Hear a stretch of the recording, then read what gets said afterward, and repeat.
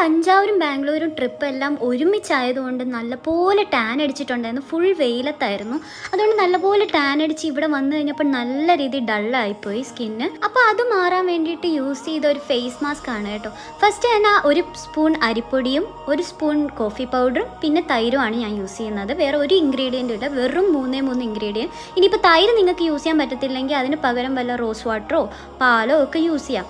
ഈ face pack ചിലപ്പോൾ എല്ലാവർക്കും അറിയായിരിക്കും, പക്ഷേ ഞാനിതാണ് എല്ലാ പ്രാവശ്യവും ഇടുന്നത്. എനിക്കിതുകൊണ്ട് ഭയങ്കര നല്ല റിസൾട്ടാണ് കിട്ടിയിട്ടുള്ളത്.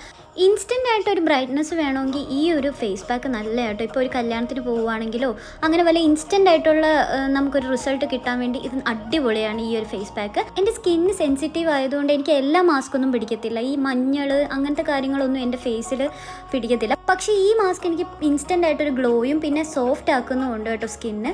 തഞ്ചാവൂരും ബാംഗ്ലൂരും ഒക്കെ ഒരുമിച്ചായിരുന്നുകൊണ്ട് നല്ല വെയിലായിരുന്നു. ഫുൾ ഫോട്ടോ എടുക്കാനും ഒക്കെ ആയിട്ട് വെയിലത്ത് തന്നെയായിരുന്നു. അതുകൊണ്ട് സ്കിന്നൊക്കെ നല്ലപോലെ ടാൻ അടിച്ചിട്ടാണ് വന്നത്. നല്ലൊരു റിസൾട്ടാണ് കിട്ടുന്നത്. ഇതേ കണ്ടില്ലേ, ഇതിപ്പോൾ ലൈറ്റിൻ്റെ മുന്നിലായതുകൊണ്ട് നിങ്ങൾക്ക് എത്രത്തോളം ഇത് കാണാൻ പറ്റുന്നുണ്ടെന്ന് എനിക്കറിയില്ല, പക്ഷേ ഇതൊരു നല്ല റിസൾട്ടാണ് കിട്ടുന്നത്. ഇത് ലൈറ്റ് ഇല്ലാത്ത സമയത്ത് എടുത്താൽ കേട്ടോ. ഇത്രയും ബ്രൈറ്റൻ എൻ്റെ ഫേസിലായിട്ടുണ്ടായിരുന്നു. ഞാനപ്പോൾ കുളിച്ച് വന്നപ്പോൾ എൻ്റെ ഫേസ് നല്ല സോഫ്റ്റനായിട്ടുണ്ടായിരുന്നു കേട്ടോ. അപ്പോൾ നിങ്ങൾ ഇത് ട്രൈ ചെയ്യുക ഗൈസ്. നല്ല അടിപൊളി ഫേസ് പാക്കാണ്. ഇതുപോലത്തെ വീഡിയോസിനായി ഫോളോ ഫോർ മോർ.